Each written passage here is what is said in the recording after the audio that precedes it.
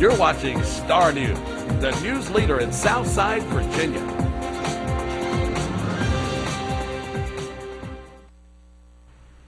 All right, everybody, we are back. I'm Jessica Robinson. We're live tonight, and the number's on the screen. It's 434-549-8548. Press 1. You'll be live with us in the studio.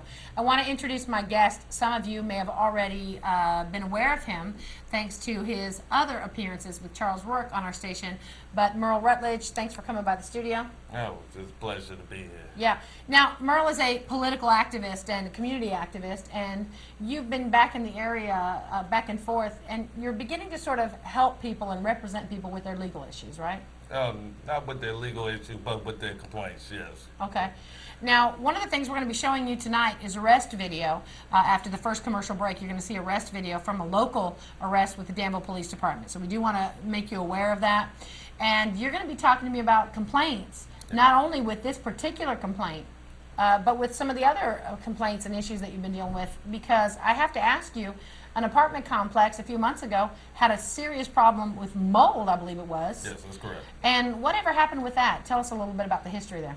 Well, what they have told me is that they had made the necessary corrections to the apartment complex, but it was definitely a dangerous situation as far as citizens that was living there and what they was inhaling, and pretty much being exposed to mold, not only on them, but as far as the furniture, stuff like that. So in this meantime, I'm very happy with the response that they have made, and also I would like to thank actually Danville City Councilman John Gilstrap. Hopefully I pronounced that right. It's Gilstrap, but that's fine. I'm sure he'll take it. Yeah, for definitely coming forward and saying that they're going to look at, different ordinances as far as correcting the problem. So how is it, by the way, that you're becoming an activist and people are reaching out to you? How do they know about you? I think it's word of mouth.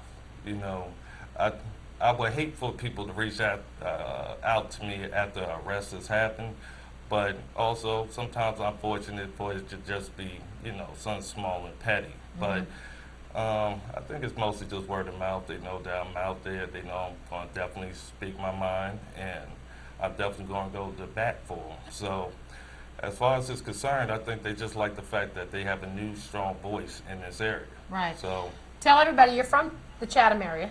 Yes, I'm from the Chatham area, but I was born in Irvington, New Jersey. Okay. And I spent my, middle school and high school years down here. And then I went to the Norfolk area for Norfolk State University. Okay. So now I'm just coming back home. Right. And I guess when I call you a political or community activist, is that a right title?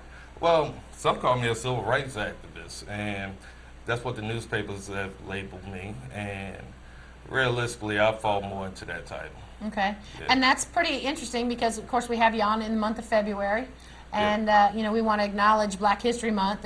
And I heard someone talking recently about, the continuation of what's called the nonviolent movement. And how, activism continues and the civil rights struggle continues. Yes. And civil rights not just being for African Americans, but for all Americans. That's correct. Certainly affecting women and those folks who are, I would think, economically challenged. I think that's a safe way of saying that, and that's most Americans right now. They're economically challenged, right? So you come back to the area. For folks who don't know your history, what happened in the town of Chatham with the mayor? I mean, for folks who don't know your history, what happened in the town of Chatham with the mayor? I mean, were you ready to be the mayor for the town of Chatham? What happened with that? Do you mind me asking? Yes, I was ready to be the mayor for the town of Chatham, but, I always want to congratulate my opponent. He won, and I'm very satisfied with what's going on in the town.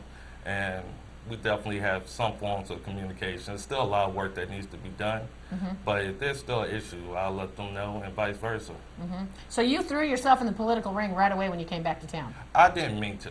Okay. It wasn't nobody running. And I felt like if you're going to have that type of position, you need a challenge. Right. And I already had my issues with the town firsthand. So I'm not going to just sit around and just be silent while stuff like this is going on. So I definitely used it as actually a platform. Right. So people could be aware of the issues that's going on in Chatham and in other areas. Yeah. And we'll talk about that. Go ahead, Carl. You have questions? Good evening, Miss Robinson. Hey, good evening. How are you? Oh, I'm good. Very disappointed about last night. Oh, the Super Bowl. He's talking about the Super Bowl. Yes, I am. Yeah, I fell asleep on the Super Bowl. My team took a